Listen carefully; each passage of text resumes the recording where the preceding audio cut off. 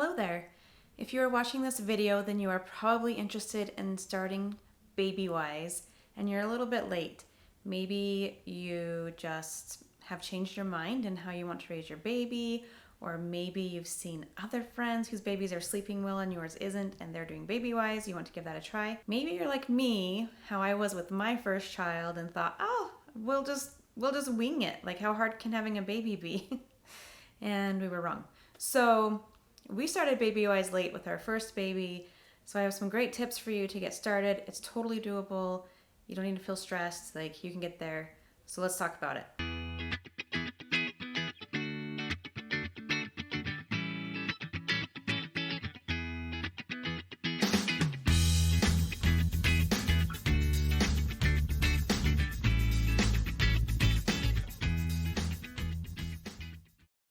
And of course, be sure to like this video and subscribe to my channel. I'm going to break this down into 10 steps for you. Step number 1 is to do the reading.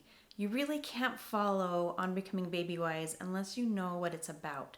So get a copy of the book and read it. Understand it. Understand what you are trying to accomplish and how you are supposed to accomplish this. I do have a video and a blog post all about how to do Babywise, so you can check one of those out to get a little bit more information also. Step 2 is to make a plan. What are your goals? What are you hoping to accomplish? Also, what do you intend to be your daily routine or daily schedule? Write those things down. I do have a lot of sample schedule posts so that you can check those out. And I also have sample schedule videos for a lot of ages.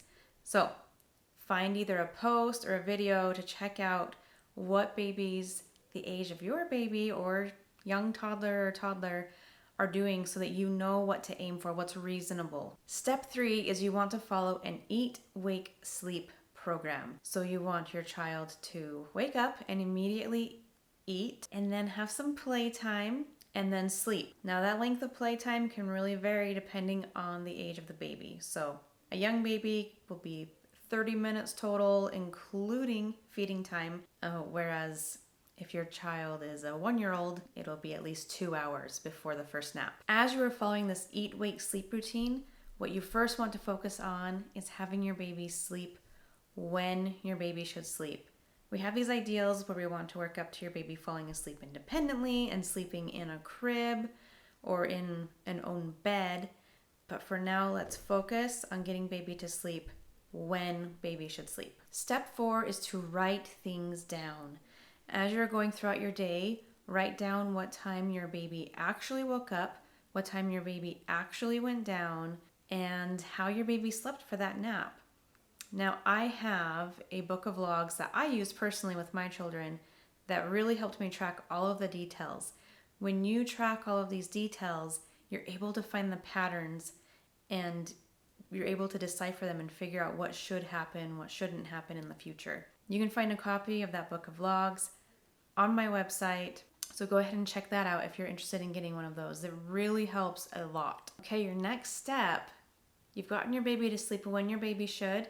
Next, I want you to focus on getting your baby to sleep in the right spot. So still when your baby should, but add into that, let's focus on getting baby sleeping in baby's own bed. That's your next goal. If you need help with getting your baby to sleep, make sure you check out my sleep basics video. Okay, step 6 is simply to have patience, which isn't really as simple as it sounds. It can be hard to have patience through this process, but it's going to take time. So you've been working on it for a while by the time you're at step 6, and you might be starting to feel discouraged because things aren't perfect yet. You need the patience, you need the time. It will happen. Just keep at it. Step 7 is be ready to dedicate time. Getting your baby on a predictable routine or a schedule isn't easy. It's not a quick fix. It's going to take some time. I always recommend when you are starting out and working on getting some consistency to do the best you can to stay home for 2 weeks. Don't be going out and interfering with nap here and there every other day. As much as you can, stay home for 2 weeks. Things may come up, but I would just clear the calendar, stay home for 2 weeks, get things established, and then you can be flexible. Once you have an established base, then you can be flexible. You flex from a point and back to a point. You can't be flexible if you don't have a place to start. So you have to create that starting point before you can ask flexibility from your baby. Okay, for step 8, decide on your sleep goals. At this point, you've been doing this for a little bit. You can kind of have a better idea of what you're really hoping for. Do you want baby to fall asleep independently, or are you okay with rocking your baby to sleep? Where do you want your baby to sleep ultimately? How long are you hoping for naps to be?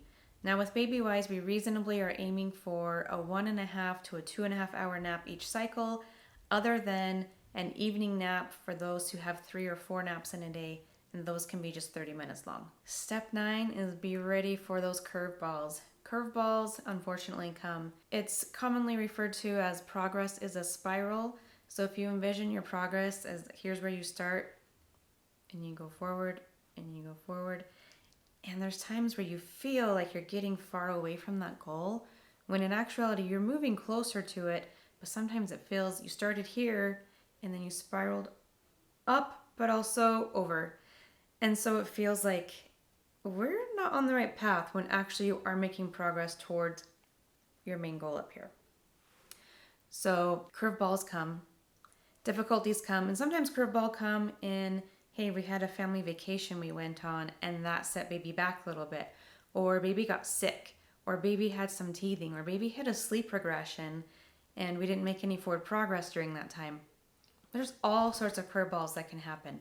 So be ready for them, know they're normal, and learn to roll with it. Step 10 is to expect your baby to be behind a Babywise baby who started from birth. So if an average Babywise baby is sleeping about 7 to 8 hours as young as 7 to 8 weeks old, but you didn't start till 16 weeks old, give your baby that 8 weeks of progress to get there.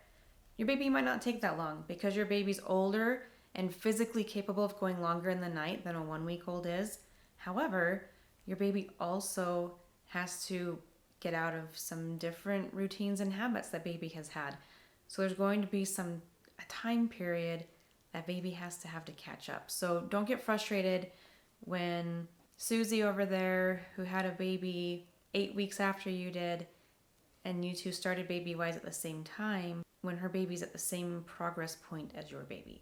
It's very normal to be behind, but at some point your baby gets there, it all evens out, and it's all good. In my personal experience, we started Babywise around 9 weeks old, and my baby had immediate improvement, but it was just improvement, it wasn't perfection. We didn't have baby sleeping through the night until 6 months old, and we didn't have baby taking longer than a 45-minute long nap until 6.5 months old. So it took some time, but we got there. And once he hit that 6-month point, perfection, no looking back, it was fantastic. So the day does come. It is so worth the effort. And I followed it with my next 3 babies. And then I helped people all over the world with their Babywise babies because it's amazing. So it's well worth your effort. Stick with it. You will get there. If you have any questions, as always, feel free to drop them in the comments and I will answer them. Thank you and have a great day.